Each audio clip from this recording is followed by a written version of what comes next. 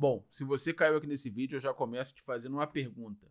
Você sabia que a arte de saber negociar pode transformar a sua vida? Hoje nós vamos explorar lições valiosas do livro Negocie Como Se Sua Vida Dependesse Disso, que foi escrito por um ex-negociador do FBI, e vamos entender o que as lições de negociações do FBI têm a acrescentar no nosso mundo e na nossa carreira. Hoje nós vamos ver algumas estratégias práticas que o autor passa no capítulo 1 para entender como nós podemos usar essas estratégias a nosso favor no nosso dia a dia. Prepare-se para entender como empatia tática e perguntas abertas podem te transformar num negociador muito melhor.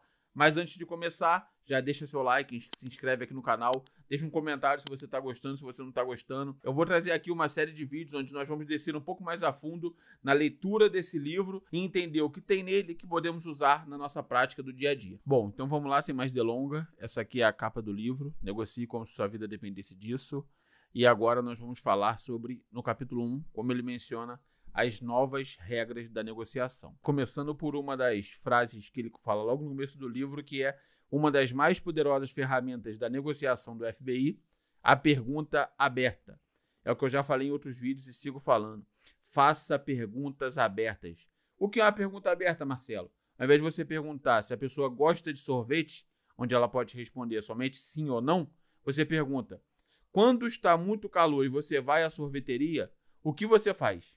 Aí ele vai te contar se ele toma sorvete, se ele não toma sorvete, se ele prefere picolé. Isso é uma pergunta aberta. Perguntas abertas geralmente são perguntas onde a pessoa precisa explicar um pouco melhor, falar um pouco mais, ao invés de um simples sim ou não. Perguntas fechadas, sim ou não. Perguntas abertas, ela precisa explicar. No segundo trecho, ele fala: perguntas calibradas. Indagações que o outro lado é capaz de responder, mas para as quais não há respostas fixas. Ganha-se tempo com isso. As perguntas dão a seu interlocutor a ilusão de controle. Ele tem as respostas e o poder. Afinal de contas, tudo isso ocorre sem dar ao outro lado a menor pista de que ele está sendo manipulado. Basicamente, o que isso aqui quer dizer é que saber fazer as perguntas certas, que ele chama de perguntas calibradas, que são perguntas que o outro lado ele já tem a resposta, mas ele precisa pensar e não tem uma resposta fixa para aquilo, faz com que ele tenha que falar um pouco mais para poder te responder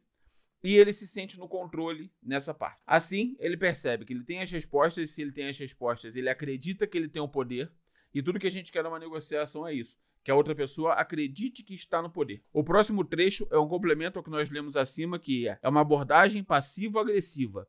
Apenas formulo as mesmas 3 ou 4 perguntas abertas várias vezes. Eles ficam cansados de me responder e me entregam tudo que eu quero. É aquela coisa do não aceitar uma resposta vaga.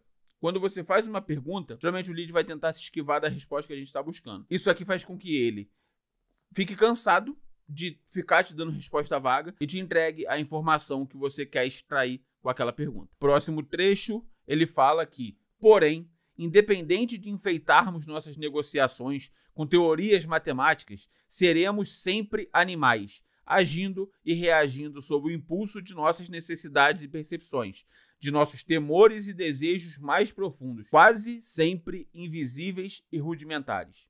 O que isso quer dizer? Isso quer dizer que, na essência, toda pessoa é um ser humano. Um ser humano, ele é movido pelos seus medos, pelos seus desejos, pelos seus anseios, por tudo que está dentro de nós e, às vezes, no mais profundo. Então, não adianta você ficar fazendo conta, mostrando o lado matemático da coisa. Não. Entenda o que essa pessoa está buscando, o que move ela, o que ela deseja, o que ela tem medo, o que ela come, onde vive, quais são seus hábitos. E no próximo trecho ele diz que sentir, descobriram, é uma forma de pensar. O que isso quer dizer, pessoal? Todos nós sentimos. E o sentimento é intrínseco de nós. E nós pensamos através dos nossos sentimentos. Pode reparar, você já ouviu aquela expressão, meu santo não bateu com o santo de fulaninho? Nada mais é do que ela sentiu aquilo e aquilo passou a ser uma forma de pensar dela. Por quê? Ela é guiada pelo sentimento, a famosa intuição, o famoso sexto sentido. Porque o sentir nos faz pensar de uma forma diferente. E no próximo trecho ele diz o seguinte: ao longo de décadas de pesquisa com Tversky. Não sei o nome desse cara, não. E o Kahneman. Kahneman é um autor muito bom, ele escreveu Rápido e Devagar. Salvo engano, ele é ganhador de um prêmio Nobel de Economia. E o que ele está dizendo aqui?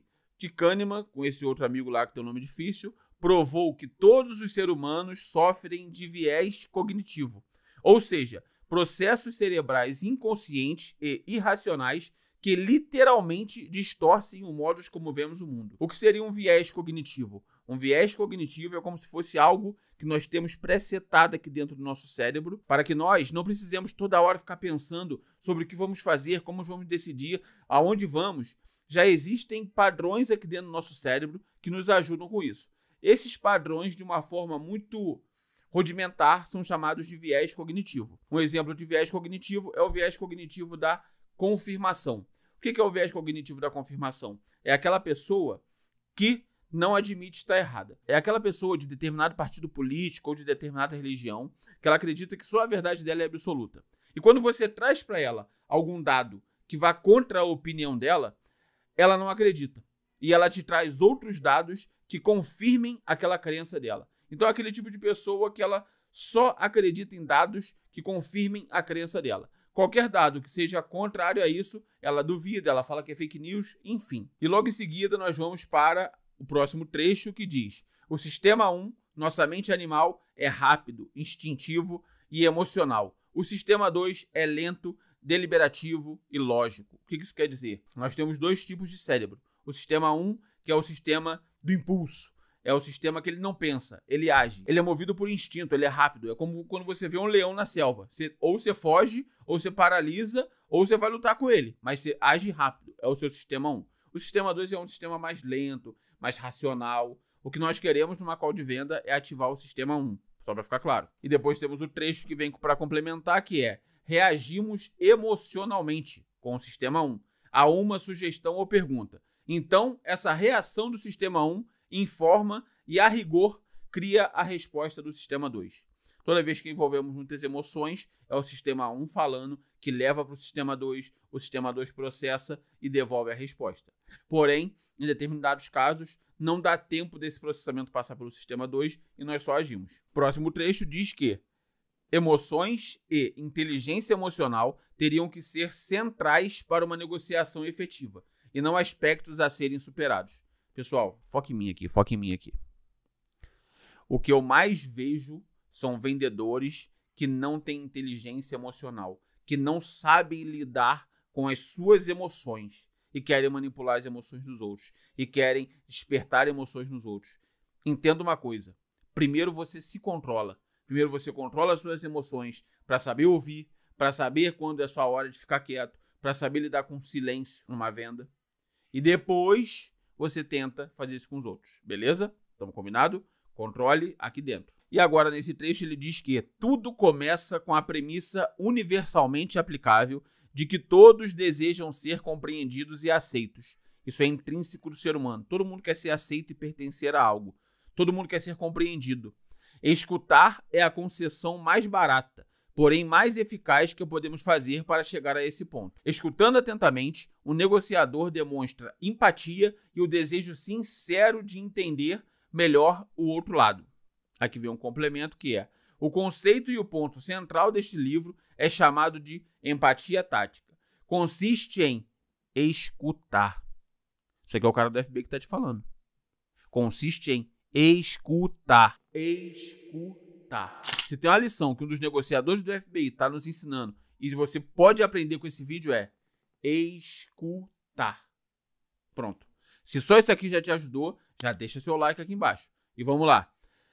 Consiste em escutar como se fosse uma arte marcial, equilibrando os comportamentos sutis da inteligência emocional e as habilidades assertivas da influência para obter acesso à mente da pessoa. Diferentemente da opinião popular, escutar não é uma atividade passiva, mas sim a conduta mais ativa que alguém pode adotar. O que ele quer dizer com esses dois trechos? Para poder usar a tal da empatia tática, você precisa escutar, você precisa ouvir. Por quê? Porque o ser humano ele quer falar, ele quer pertencer, ele quer ser e ele quer te falar. E qual é a forma mais barata que você tem aqui? É ouvir ele atentamente. E não se engane, porque todo mundo acha que sabe ouvir, mas a grande maioria das pessoas não sabem ouvir, elas não são intencionais. Quer ver? Um exemplo. Quantas vezes você já estava conversando com alguém, você estava batendo um papo com um amigo seu, com a sua esposa, enfim, qualquer pessoa, e você falando, e essa pessoa olhando nos seus olhos, só que quando você acabou de falar, ela não lembrava aquilo que você falou, porque a cabeça dela não estava presente. E você, como vendedor, não pode fazer isso. Preste atenção a cada palavra, a cada detalhe que o lead está te falando. E aqui agora ele fala que a negociação serve duas funções distintas e vitais: obter informação e influenciar comportamento. E inclui quase toda interação em que cada parte queira algo da outra. Então o que ele está falando aqui? Uma negociação serve para duas coisas: obter informação e influenciar comportamento. Ponto. Isso é uma negociação. Bom, e por último nós temos aqui: o primeiro passo para alcançar o domínio da negociação cotidiana é superar sua aversão a negociar. Você gosta de negociar? Seja sincero aqui, olha no meu olho. Eu e você. Você gosta de negociar? Recomendo que você comece a gostar e você perca essa aversão, porque tanto eu quanto o negociador da FBI tá te falando. O primeiro passo é o quê? Parar de ter medo de negociar. Neste mundo, você recebe o que pede. Só precisa pedir corretamente. Pessoal, entendam uma coisa. O não, a gente já tem. É aquele velho ditado que diz: quem não chora... É aquele velho ditado que diz: quem não chora, não mama. Lá ele. Mas é a pura verdade. Se você não sabe negociar, se você não sabe pedir, você tá perdendo tempo. E digo mais, se você não tá tendo a vida que você quer, as coisas que você quer, talvez seja porque você não está sabendo pedir. Você não está sabendo negociar. E aqui ele diz que, lembre-se, para negociar com sucesso é fundamental se preparar. Isso aqui eu acho que a gente nem precisa falar, porque se você não está se preparando para negociar, meu amigo. E, por último, a negociação é o cerne da colaboração. Nós vivemos num mundo que negocia. A economia mundial gira em torno de negociações. E você aí achando que você não precisa aprender a negociar? Esses trechos do livro mostram que negociar é muito mais do que uma troca de palavras. É uma dança estratégica entre empatia e influência. Isso é negociar. Lembre-se, escutar atentamente e se preparar são as chaves para qualquer negociação bem-sucedida. E agora eu quero saber, qual dessas estratégias, qual desses trechos que eu te mostrei aqui, você pretende começar a usar aí nas suas negociações? Deixe seu comentário aqui abaixo e se esse conteúdo te ajudou, nem que seja um trecho, deixa seu like aqui e se inscreve no canal para ajudar esse criador de conteúdo que está começando. Valeu e até a próxima!